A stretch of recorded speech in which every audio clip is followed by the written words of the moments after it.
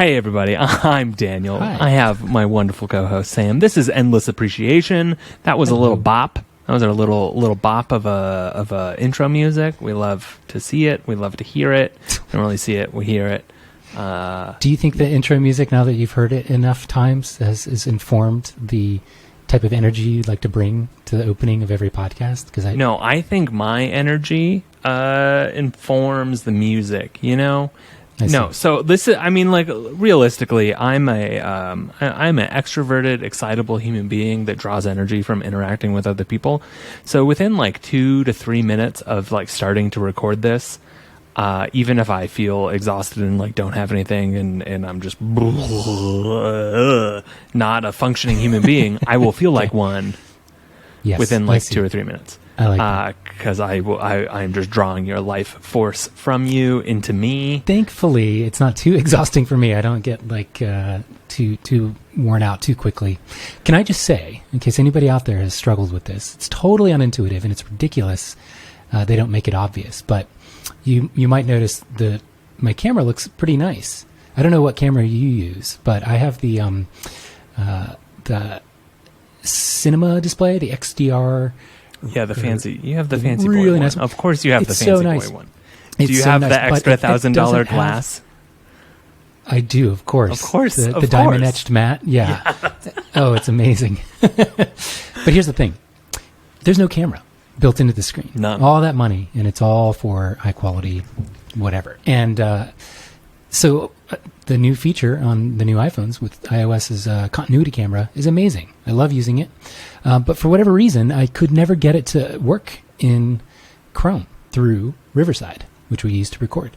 And the reason why, I thought it was just a bug, or maybe I have Chrome blocking something. So I checked like permissions forever. I was just tinkering around. You have to have the phone. This is, I guess, a security protocol, so not any. So anytime it's a browser-based interaction, you have to have the phone turned off, locked, unobstructed camera views, and stable in a landscape orientation. Only when all those criteria have been met will it even show up as an option to choose it as a camera. And then it, boom, beeps right into continuity mode. But it's like, hey, it'd be nice if they had a little notification. If you want to use continuity mode, where we can detect that that's something you'd like, make sure you do all 4 of these things. So I would just like have it in my hand and like testing it, before I put it up and mount it and all that. And that's why it wouldn't even show up as an option, just a no camera. So that's another reason I'd be consistently 5 minutes late, because I would be like, surely the most recent update fixed something. And so I would plan on that and then have to unplug my computer, put my laptop on a little stand and use the crappy. And now you're a whole new man. You've got depth of field behind you. You look nice. If you're watching on Sam's YouTube channel, youtube.com/Sam Hurd Photography, like and subscribe. You can see how much. It's really upsetting whenever I can't swoop in and get the I am the Sam handle. I mean, you joined Glass early enough that you could have just gotten Sam. Oh, wow. That's interesting. Well, I would almost rather just be consistent. Yeah, I get it. I'm just saying, you had the opportunity. That was honestly that's been taken by now. Yeah, it is long gone. First names are great. I love having a first name. I love being a Daniel on any platform. It brings me more pride than it should. So it's also cheating if you are the person who is helping build the platform, because you kind of get yours at the start. I have a feeling that's a perk of anything. I wonder who's Sam at gmail.com. I would like to know who this person is. I'm glad I got Sam Hurd at Gmail. I mean, having Sam at Gmail would be miserable, right? Like, it's just terrible. You're right. I bet that must be somebody's random. There's a Daniel AG out there who has DanielAG.com. He registered it like 3 months before I registered my name domain, so I have a middle initial E, and he got DanielAG at Gmail right before me. And that guy has literally stolen weddings from me. Right, like he's a photographer too, or was a photographer back in the day in 2006 or whatever. And at that time I was only shooting weddings word of mouth, right, like for friends or for extended family, acquaintances, whatever. And so I didn't have like a full wedding portfolio. So all of my work was referrals. Like, hey, we like this guy. Yeah. He was relatively cheap. Come through. And when they would do the email wrong, this happened twice over like 3 years. They do the email wrong to Daniel Agee. He would accept it. Wow, that's crazy. So like he just has shot a wedding, and like was not as good as me. Like noticeably worse. Shocking that somebody who needs to get their bookings through, cloak and dagger would be worse than you. I've had the similar problem. There's another Sam, I forgot his last name. He's great, but and actually I can't say with confidence that they've ever taken weddings from me because I just don't know. But I have had people, another Samuel or Sam from Lynchburg, Virginia. That's like where he's based his whole business. I have had clients email me and say, "Hey, we were talking to another Sam and we thought it was you," and then I don't know how they realized, but they said, we realized it's just the wrong Sam, so hi. I'm like, well, if I'm getting this, maybe this has happened twice now, then it must be occurring more than that, like over the past decade. And then there's another Samuel Hurd based in Baltimore who's a photographer. Oof. And have people we met have found this Samuel? No, but he doesn't really do weddings, but people have found his Instagram and been confused about why my work looked like that, because it's like Baltimore stoop type pictures, kind of pretty, but not a professional impression you want to make on potential wedding clients. So I am inviting Samuel Hurd to the glass meetup that we're going to have in Samuel Hurd photos. Yes. Oh yeah. Here if my he phone is, Baltimore wasn't boy. being used as my continuity camera right now, I'd look him up. Yeah. So it sounds. I found him. He's you have, I would say, a stronger portfolio. Let's put it at that. But Samuel, you're gonna love glass. You're gonna have a great time. Come through, buddy. If you're on he's there. not active on Instagram. It was 158 weeks ago. I don't think he's going to get my invitation. My personalized invitation to come to our glass meetup. That's the thing. People once. So there's I am Sam, which would be my preferred username across most platforms, but that's always taken, and it's so painful to just have the perfect username, right? And I've seen other companies go through this, like newer ones, and the handle that exists on the platforms they need is inactive for like 6 years, and you email them and you're like, hey, we could let's negotiate. You're clearly not a professional, you're not active. Can we figure something out? And you just never hear back because they probably don't even use the app anymore, like at all. And I'm actually kind of curious what the legal process is if you own a trademark to actually present that to a platform like Instagram. I've gone through it. It's not great, and it doesn't really work. Exactly, that was my guess. They just I worked at a startup where we really wanted. We really wanted a very specific Twitter name, and it ended up being like $10,000, $20,000 that we just gave a guy to then give it to us. So that's rough, right? That's the guy who had the Instagram handle that we wanted for that same startup wanted $50,000 for it. He was like, yeah, sure, whatever. You can leave me alone, $50,000. And we're like, yeah, we Instagram's not going to be that big of a channel for us. So we'll just stick with our full name.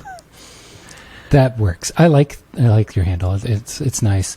There was one of my wedding clients has the username Peaked, and all of the single word, one word accounts get so targeted for phishing scams and essentially trying to get hacked. And so she said she gets dozens daily, and it's so problematic. She just auto filters whatever stuff comes through email from Instagram. It doesn't look at any of it, and I just can't imagine how frustrating and annoying that would be. I gave mine up, so I downloaded Instagram really quickly, as everyone did, and I got years late. I got DA. Wow.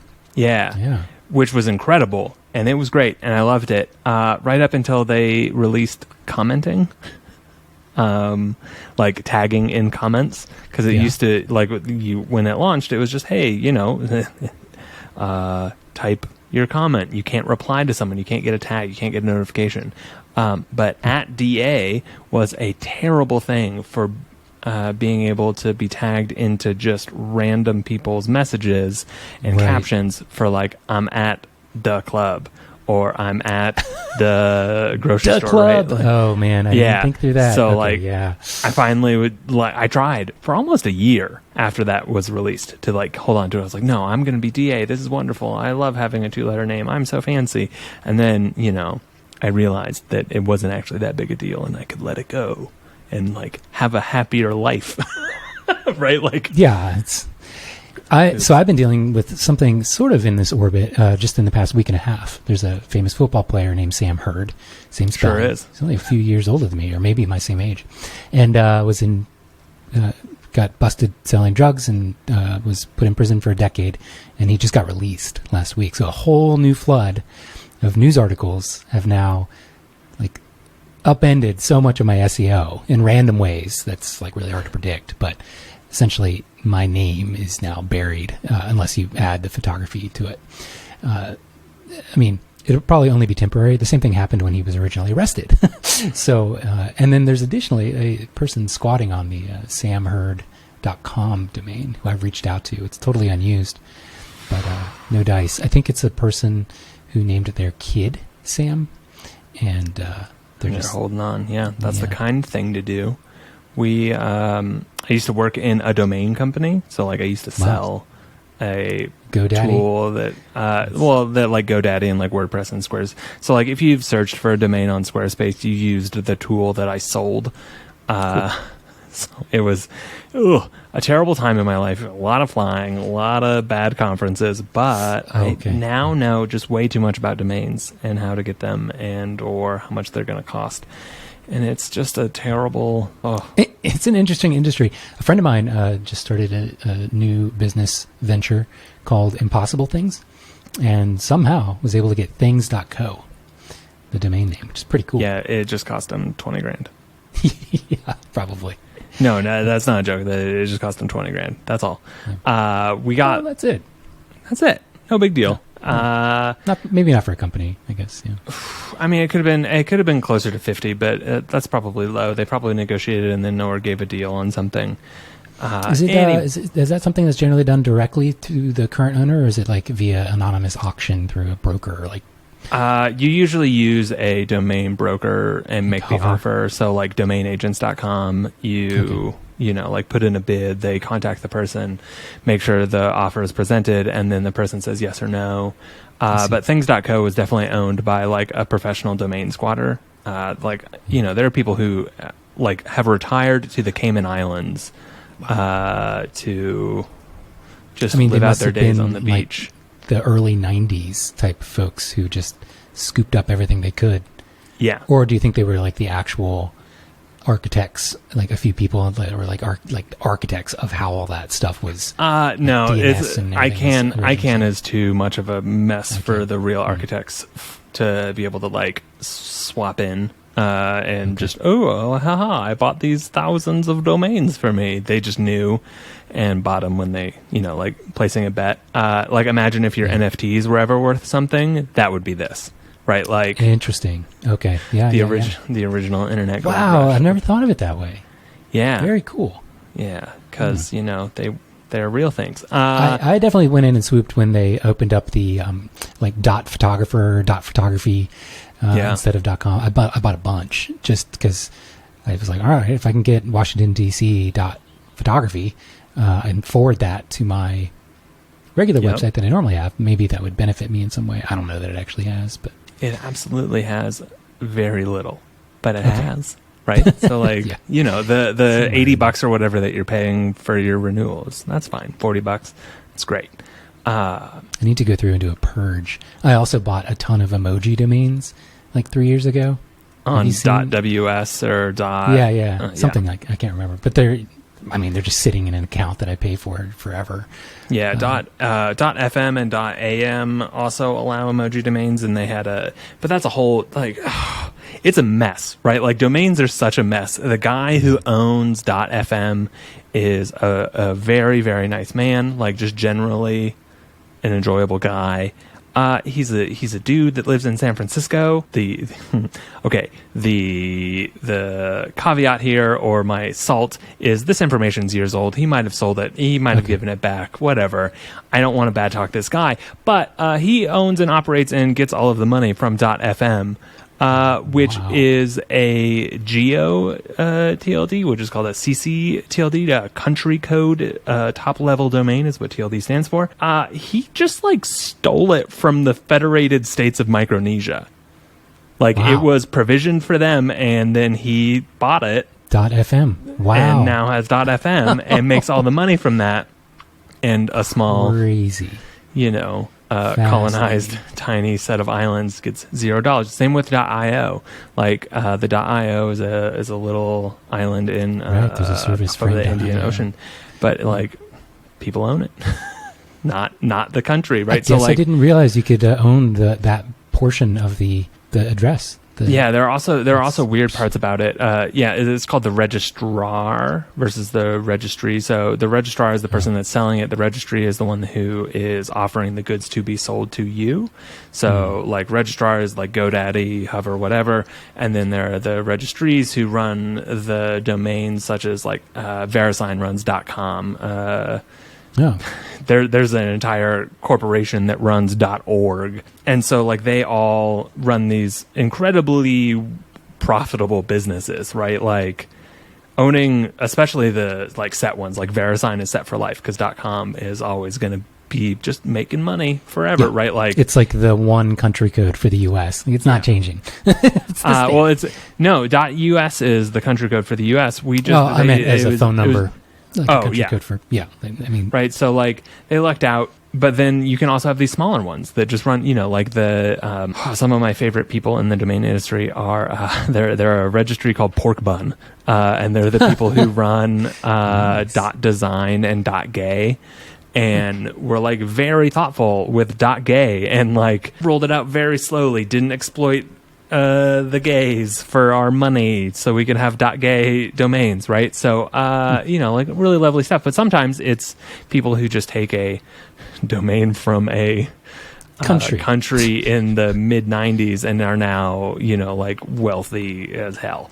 .ly went down because, we invaded Libya in like 2011 or whatever that was. So like Bitly just disappeared for like 6 days or something like that. Just poof, they were gone because the registry that ran their domain was disappeared. So that's why they have bitly.com now. It's odd to me. The one that I hate, generally I do a poor job of remembering anything that's not a .com.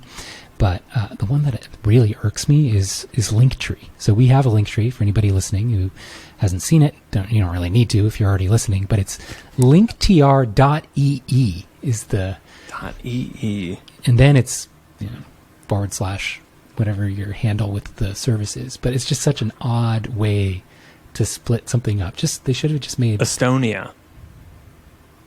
Well, I wonder if from Estonia. Or they just I know. I know someone that works at .ee, and she is wonderful. I adore her. I have a professional crush on her. She was so much better at my job than me.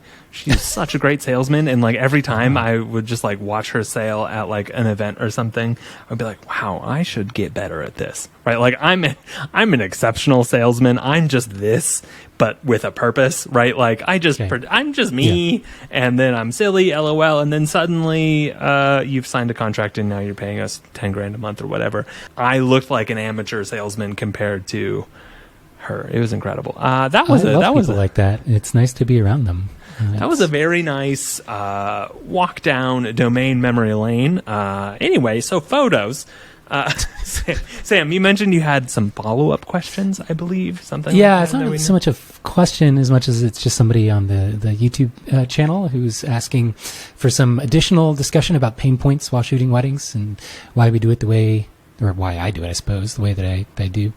And I am curious. We have had previous earlier episodes where we talked about kind of harnesses and things like this. But the specific comment is, great topics. You should do another discussion on pain points, shooting a wedding, and why you work the way you do. I use a double harness because I have several primes, and use a mini bag sling for batteries, SD cards, prism, copper pipe, etc. for the special moments. I don't want to miss key moments, etc., but would love to hear more of your reasoning. It's really interesting. Okay. Thanks, Can I Robert. speak my truth? Can I speak my truth to Robert? Oh, Apologies you're if wearing this the sounds same rude. shirt you were wearing when we recorded. No, it's different. Go ahead. Listen, I wear a rainbow all the time. My truth is people shoot with too many lenses by far. You need two, maybe, right? But Yes, let's get serious. You could probably do it with just a solid 24 to 70. Like it's definitely. I understand. Definitely I understand why people want prime, like a prime 50 or a Lighter. 85 1.2, right? Like I understand, but if you give yourself the constraint of two lenses, you're going to have such a better time once you're used to it. Totally agree. So my go-to is, first of all, a sling bag, not a harness, because a sling bag is way, way easier to carry all that extra stuff without having to constantly have a balanced harness with like two cameras strapped. We talked about this before. So I don't understand the whole fixation on the harness approach, because it's just, you have to now be carrying two cameras all the time. I usually like one with a couple lenses in a bag and all that extra stuff that he mentioned. Copper pipes, prisms, I may or may not use, it's with me. But at any given time, I have one camera. Unless it's the ceremony, then I'll sling another one around my other shoulder. And generally, I choose the ceremony for that because it is fast action. I like to have a slightly longer lens when people are at the start of the aisle. As they walk toward me, I literally have this like baked into how I approach it. So as they walk toward me, or at the back of the aisle, imagine that, people start processing in. I'm shooting landscape orientation with the tighter lens.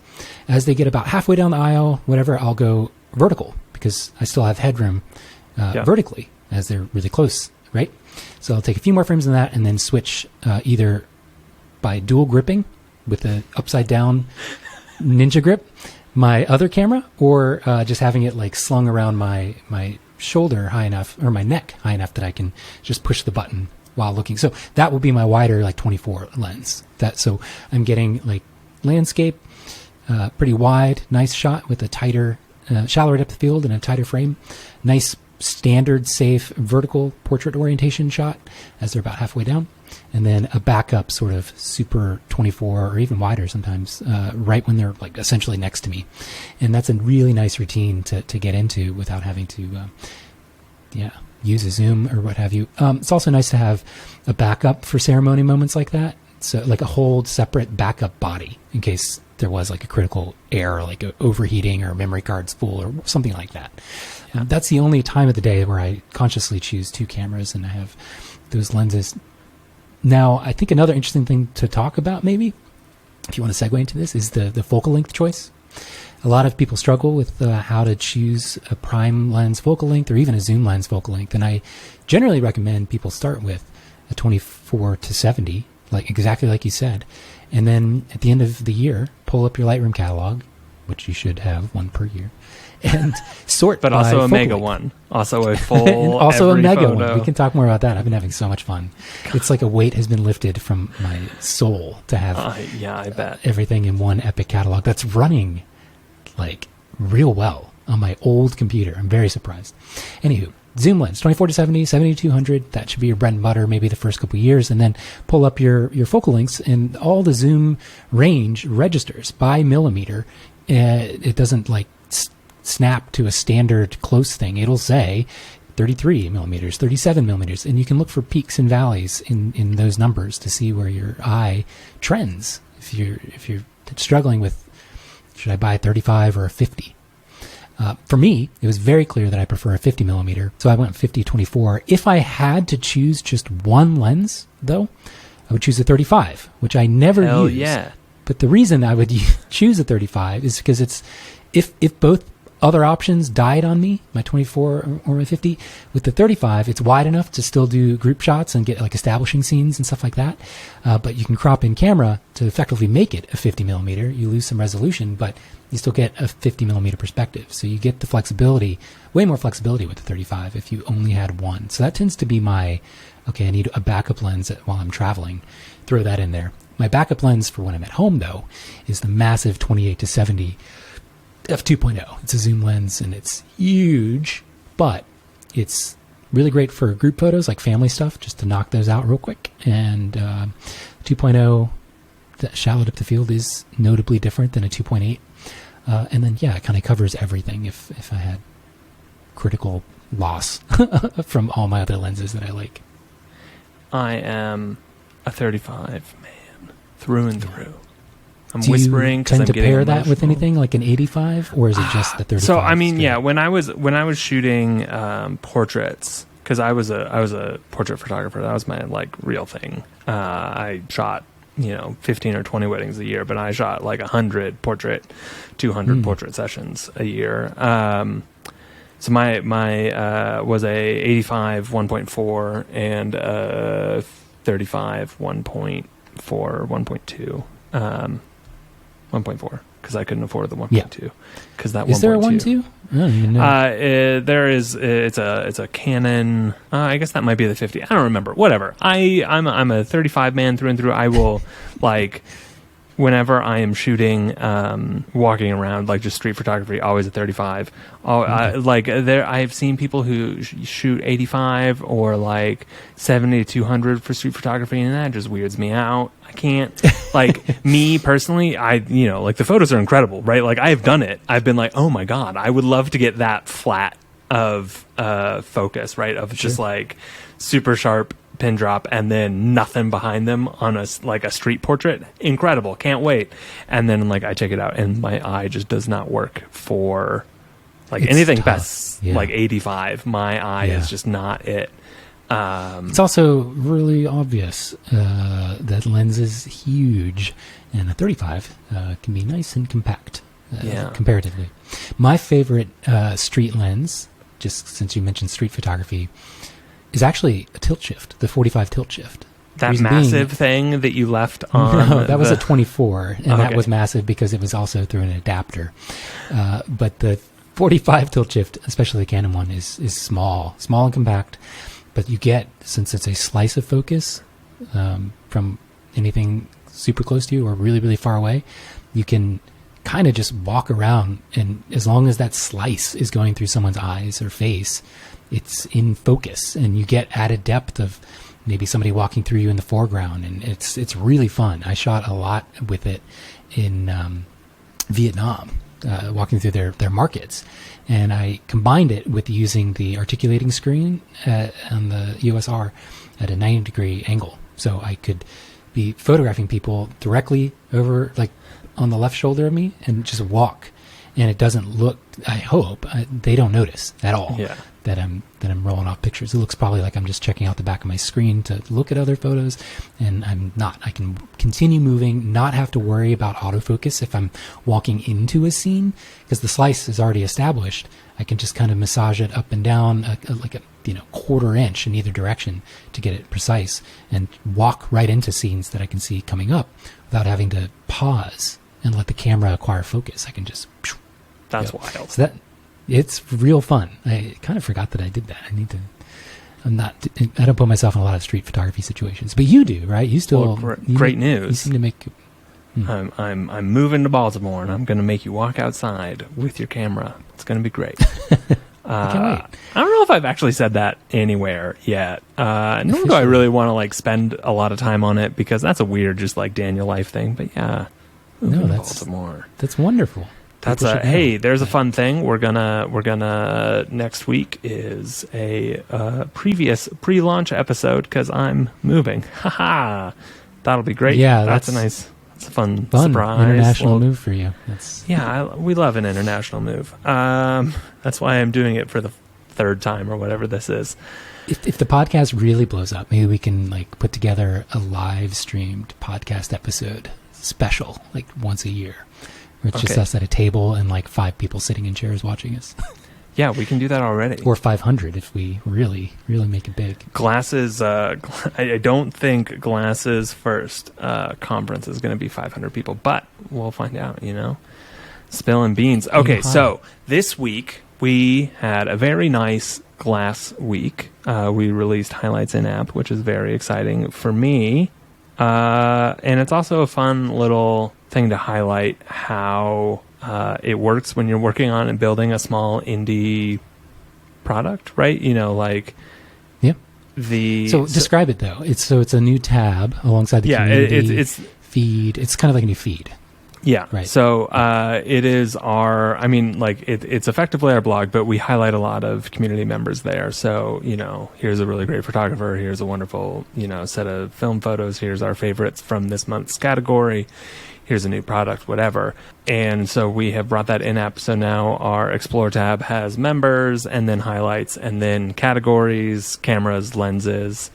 There'll be one more thing that's added there at some point in the future. That is as far as I can go. There's probably two things that are going to get added before the end of the year. That's a secret. Everybody. You heard it here first. Yeah, but also don't repeat it in case Tom doesn't listen to this episode, so I don't get in trouble for mentioning that there are more things. If you are listening to this episode, can you message me just so I know? Because I'm curious if Tom actually does. Yeah, well, I mean, how could he not? We're enticing. So we launched highlights. I will say we sound notably sleepier this time of day than our normal recording time. I'm jazzed. I'm thrilled. I can amp up my energy.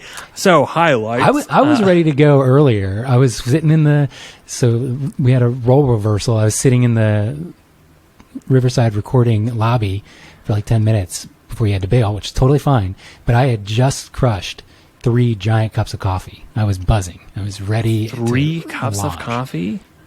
Yeah. Back to wait, back. are you just a pot of coffee, man?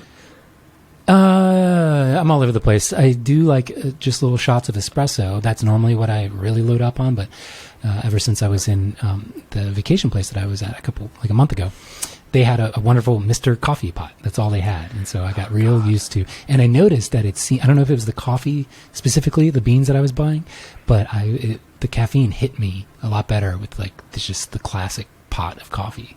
So I've been doing that more since I got home. So 3 cups. I love this for you, but also you deserve good coffee. Anyway, so we launched highlights originally in November of 2021. So our first feature, we launched in beginning of August 8th, I believe. Okay. Or maybe August 10th. I don't know. But 8/8 sounded nice. So that sounds right. I would have forced that one through. Anyway, wow, then 2 weeks in, we removed the invite system. That was just for scale purposes. We just didn't want that after break, so we used invites to start. At the end of September, we rolled out categories. Mid-October, we rolled out public profiles, and then at the beginning of November, we started doing highlights, where we would highlight our community members, start doing interviews, etc. And then in December was appreciations. So that was more or less what we had planned for the year. And so at the end of December is when I started asking for highlights in-app, right? Okay. As the marketer and community person, it's really helpful and really nice to have a channel where I can talk to our members directly that isn't my own personal feed. People have to know to follow me or Tom to see things like that. We don't have a Glass account on Glass because we never liked that. Right, personally, I have never liked that when Instagram has an Instagram account, and then everyone followed Instagram, and originally you were just forced to follow Instagram, they probably made that the default for quite a while. And then being friends with MySpace Tom, right? It always felt like that, and it's that's not actually how we want. That's not how you build a community. That's not how you forcing anything on someone is not what we do. That's part of our whole ethos. So we just forewent having a Glass account on Glass. So a guy named Chris has glass.photo/glass. I didn't realize you still made it an option. That's interesting. Okay, hopefully Chris is a respectable guy. He's a nice guy. He's not the most active member, but he's lovely. Chris, I hope you enjoy the additional followers from this accidental shout out. So we started asking for it then, right? And it is now March 1st, 2023. So we went 14 months. I've been asking for this for 14 months. And so like that sounds like, oh, marketing's and community's getting ignored. Oh no, what a dreadful time.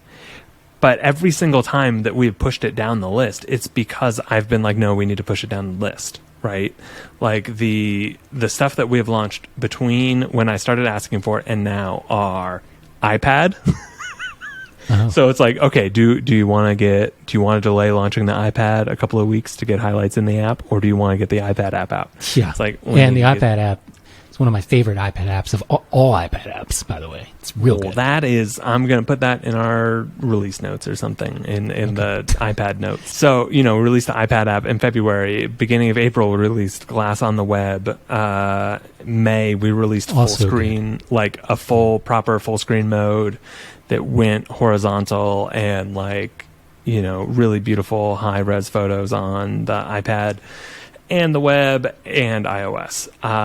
May, we released bookmarks, and then we had a couple of months of hard, brutal work on Glass Anywhere, which was opening up subscriptions on the web so anyone could sign up for Glass.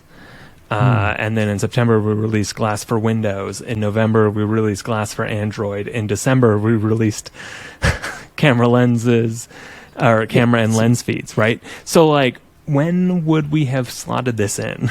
And the answer is now, right? We slotted it in now. It's actually great timing in terms of, the first post was announcing the podcast. So that I feel like that was kind of meant to be. Well, so so at the end of December when we left Twitter and killed our most active marketing channel, and we had to reestablish and refocus on internal channels. We're like, okay, if we really have to focus on our internal channel, now's the time that this becomes necessary as opposed to nice to have. If we had $4 million of venture capital in the bank, we would have had a junior engineer build this in a couple of months ago. It's a small team, right? But people get shocked with my web developer and how long it's a solid year for him to work with his guy to get everything coded up. This stuff takes a long time when it's just one or two people. Yeah, long time. Or three, and the list of stuff that we're talking about launching is huge, right? The most wonderful compliment that I get very regularly from friends in the tech industry. They compliment how fast we ship things, and then they find out the team size and they do it again, which makes my heart sing. It just feels really great because it's the amount that we ship to us feels slow. I was going to say, it's probably a nice reminder for you. That, this is normal. Okay. I'm not just frustrated and we're not just poorly operating as a team. Yeah, there's that meme that is going around that is someone watering plants and just because it's taking a long time doesn't mean it's not happening or whatever it is. Tom and I have to say that to ourselves all the time whenever the other person's frustrated or annoyed or whatever. Because to us, we have a list of coming features that are confirmed that we are going to build in the next 6 to 12 months. We have a list of 12 features, right, that we know that Glass is going to have at some point in the next year and a half. And we have to tweak prioritization around those depending on the needs, right? Highlights wasn't going to get built and released right now, except we needed it, right? And just to confirm, the highlights, I'm scrolling through it right now, and the app looks great. So did it retroactively populated all the old blog posts? Is that why there's a nice history? So it connects our web CMS to the app, which is very elegant. I like it. Bonkers hard. Stefan is a wizard. I could, I could ask him how he did it. I kind of know how he did it in that he probably, my guess is he connected to Webflow's API, which is where we run our marketing website through, and then brought everything over and then built a separate API that syncs between the two. That sounds right. I feel like he said that in one of our weekly stand-ups. So he built an entire content system on top of the content system we already have. Genius level, wonderful things, and it was because I asked for it, and I love that. Whew. But so we have these 12 things that we want to get done this year, right? Of the these little features, or some of them are big features, or some of them are we classify features around if this would be a fun thing for our members that already exist, right? Like, this is an improvement for our members that are already on the platform, such as, I almost said a bunch of features that we're releasing soon, and I'm not supposed to do that. I was going to say, I want to desperately ask you and spitball a bunch of ideas. Can you confirm or deny whether or not you think you will ever allow for taking a photo within the app itself, or do you think Glass will always? Is that a thing you want?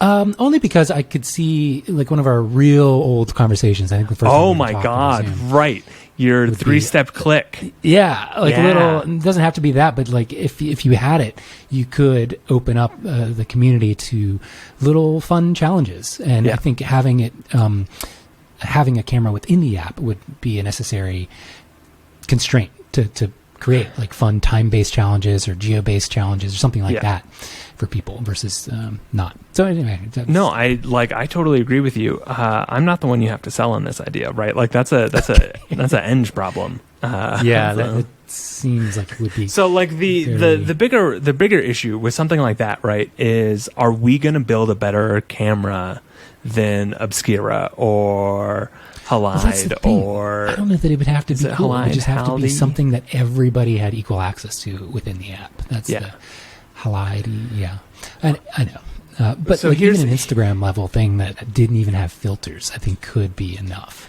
Well, here's a really frustrating thing that like I know that would work really well, and it would make a bunch of our members mad, me included, but we would then all use them, would be stories, right? Like, stories would be we've dreadful. talked about that somewhere in there. Yeah, I just like the idea of something auto-expiring, but I think would be there's no way Stefan could build that himself. He would have to, right?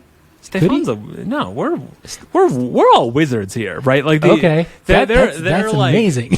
There are like multiple things that exist in Glass that only exist because we're all really good at our jobs, right? Like Stefan is a world-class engineer, and like I'm an exceptional marketer and community manager, and Tom is like one of the original best social network designers in the world, right? Like fair point. Okay, I got you. All right. And like the only other reason that we get to do these things, right? Like this was a fun moment for me to talk about how great, the people I work with are. I threw myself in there because I wanted to sound cool, but I am legitimately pretty good at this. But like the issue is that takes time, right? Like that's 3 months, probably 3 or 4, maybe, right? So like that's a third of a year. Let's say a third of a year. What other features can you get in there, right? Like highlights, while has been ruminating and being designed for a while, took about 2.5, 3 weeks, right? Like once it was time to go. How long do you think it's going to take before I can get a custom entry for the original iPhone camera that doesn't write anything to metadata, by the way? I don't think it does not. You are the second person. So you successfully uploaded one 2 weeks ago, and we had for anybody curious, by the way, just put a pin in that 1 second. Before I forget, I spent forever trying to figure out how to copy any image off the original iPhone, because you can't email it to yourself. Like, I mean, you can, but like I wasn't able to get Gmail's old IMAP and pop stuff. I can't. So difficult. I ended up using an app I've already owned and used called iMazing, which does like really great fancy stuff for newer phones, but it still detected the original iPhone, and all I had to do was go to browsing of the file system and then just the file system's not that large at all. I just kind of clicked through a couple different trees, and there they were, all the JPEGs just sitting right there in a folder. I was finally able to bring them over. I tried to back the thing up. I tried to do all kinds of like proper, like they have photos as an option, but it would start trying to sync just photos through the built-in tools the way Amazing is supposed to work with newer phones, and it would just hang after it looked like it was going to do something forever. So I would let it sit for days, just thinking maybe something. And you can even export like the entire.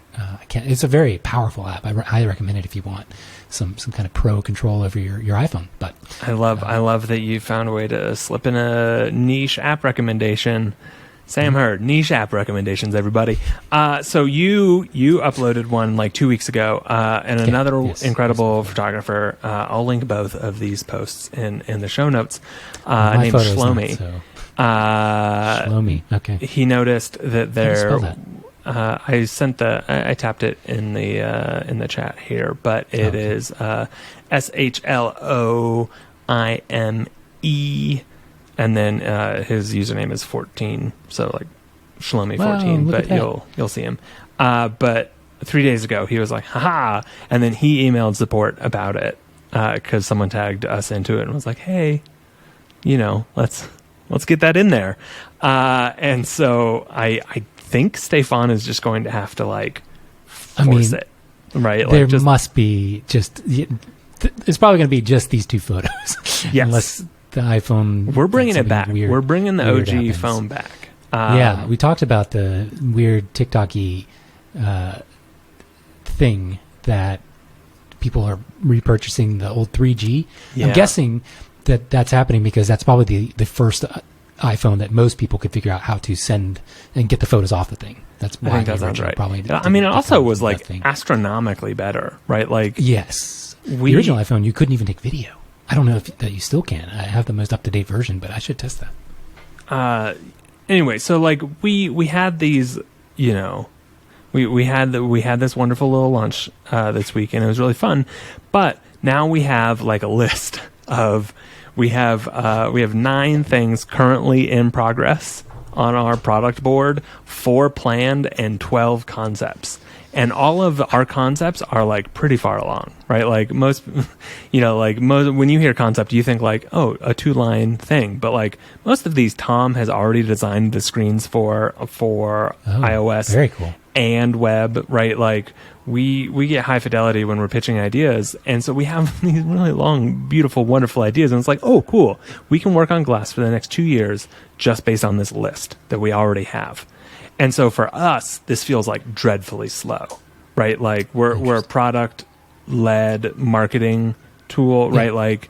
Our marketing is, hey, we have this great thing, maybe you'll like to use it, and that's kind of it, right? And so whenever we aren't releasing features at a really fast cadence, it feels oh no, we're treading water, even though we've been default alive as a company for a long time now.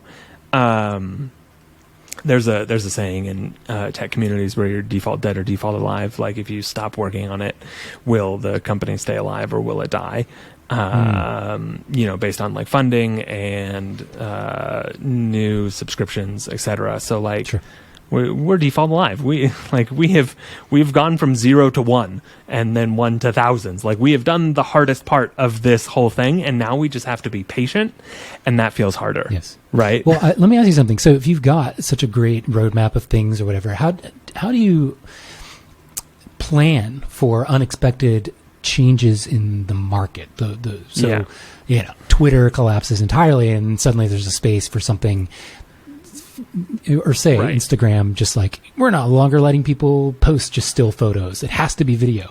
And it's well, okay. Obviously you already support that, but some feature where you're oh, okay, this wasn't even on a roadmap. Do you automatically bake that in as some buffer space to make room for things, or would you just simply knock what were previously high priority things down the list? Usually knock down the list and or ignore it. Right. So a great example of this would be I guess you don't want to be so reactive to everything. That's the thing. You're right. Right. Yeah. So NFTs started to explode in early. I sold one or two.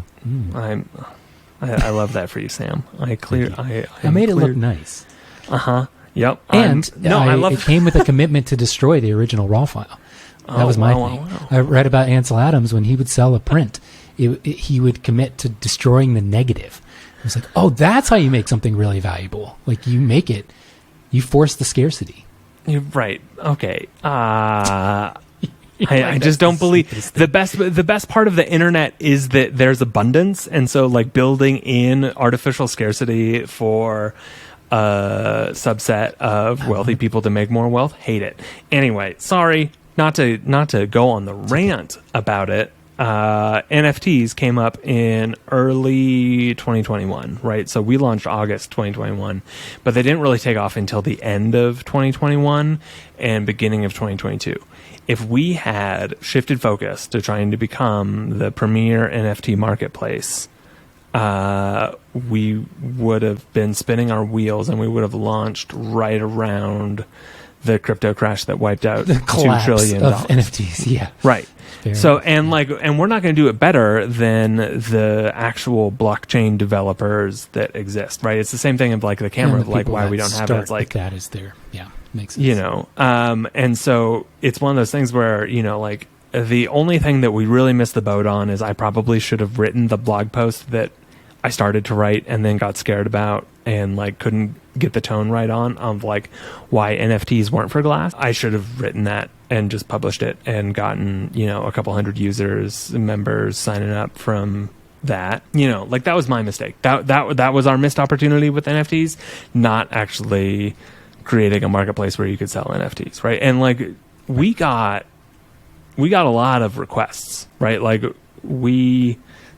I don't know. I'm sure. It was like fever pitched craziness. And it never made sense to me as a thing, but just based on the content of what was being made in NFT. It was like AI art. It was just nothingness. You're like, man, I meant to have a conversation this week about you and your like rage towards AI some art people, and their prompting, but you mean the promptists? Right. I don't want to talk about the promptist part. I want to talk about how you can clearly see that these people are full of shit, right?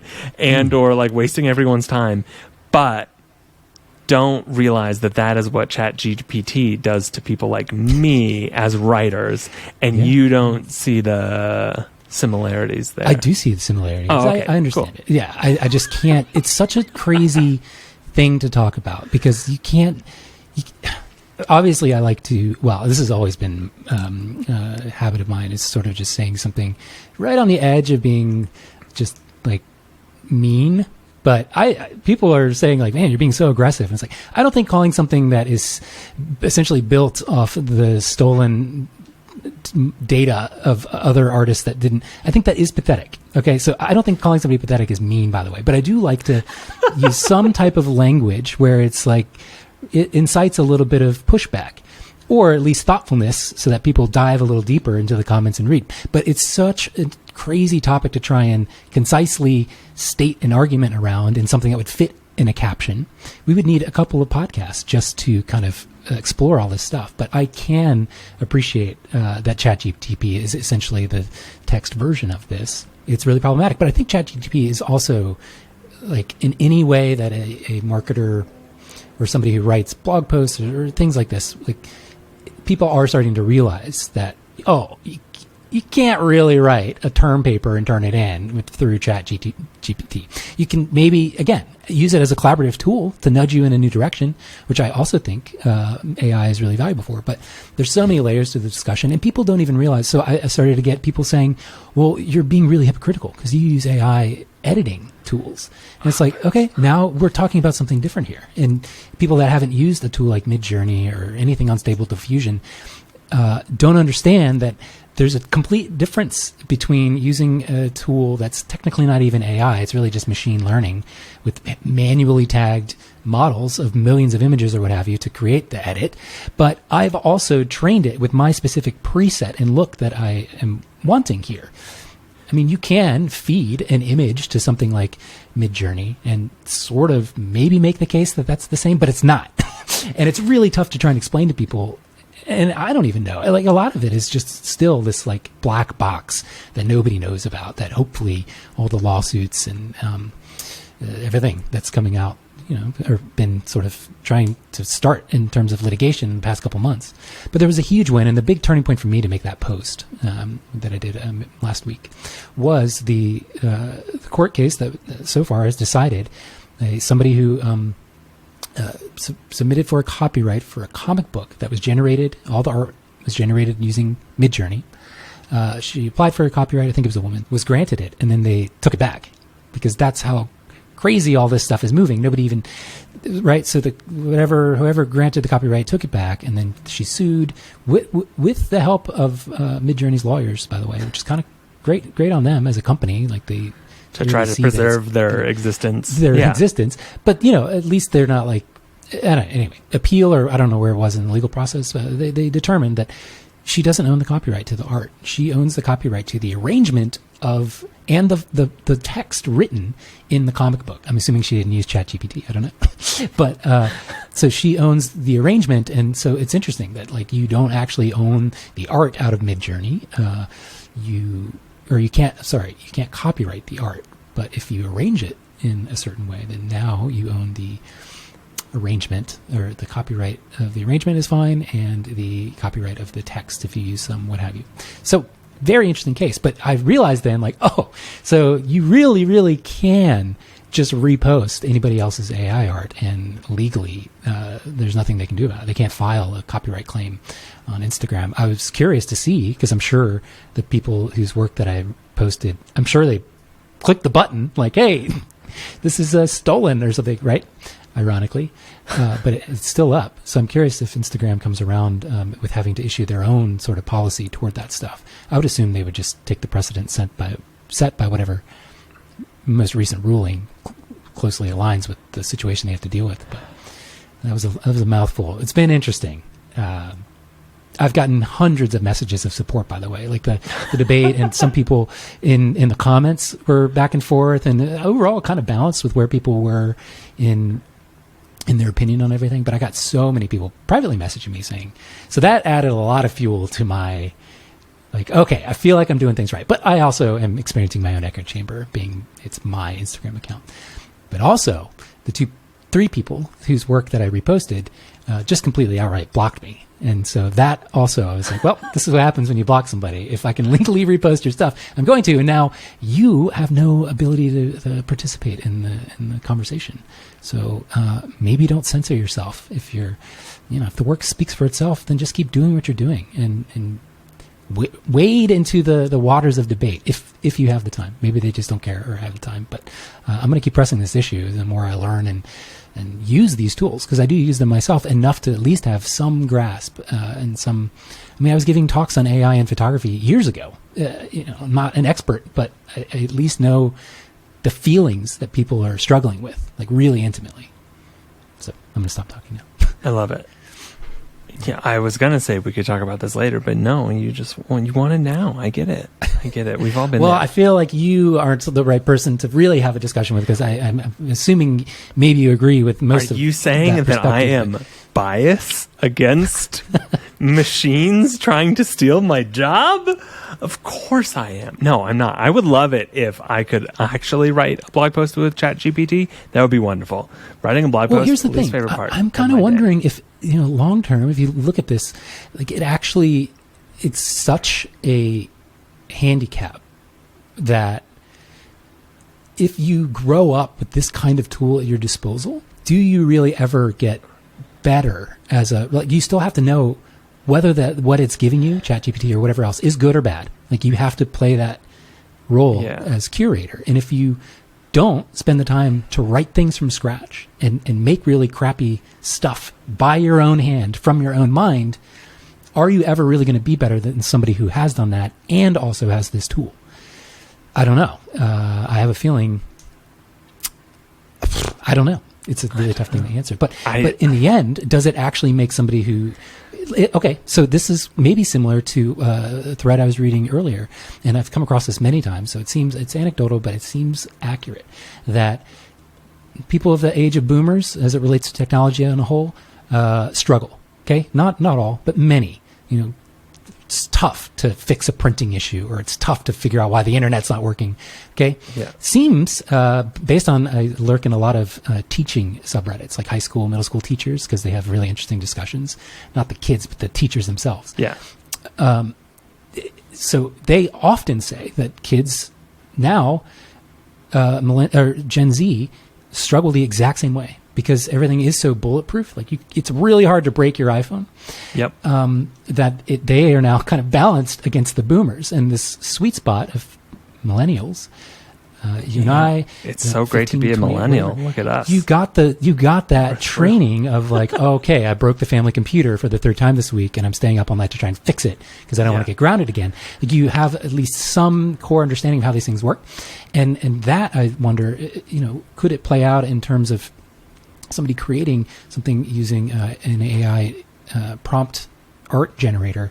It's like they don't know why something looks good because they haven't done the work to understand all those thousands of things you have to consider. So it just trends everything toward looking the same and more or less being boring. Maybe, so grew up with these tools. You seem to be a little bit more optimistic around the future of AI than I. So I'm going to, for prosperity, I'm going to have my bananas hot take.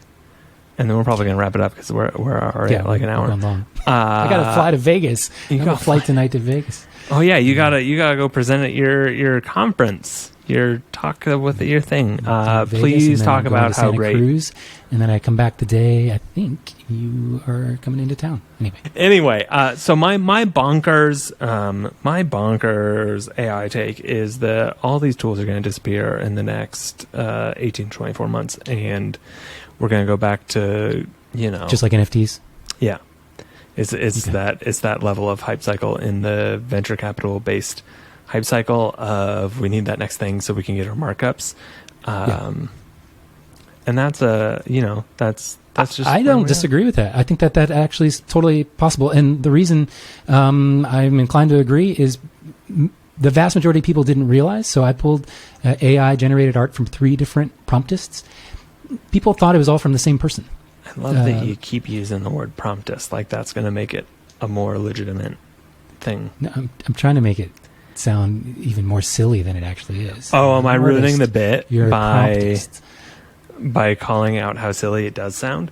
Well, I think it's an appropriate label. And there is if any art is occurring, it is in the writing of the prompt. I can completely relate to that, but also whatever. We don't need to go down this whole rabbit hole again, other than to say that it's interesting that even though people are using, I would assume, totally different prompts from one to the next, the art that's coming out of the version 3 Midjourney model that everyone's using to create these photo semi-CG realistic things, they all look the same, even though they're using different prompts and supposedly making it art.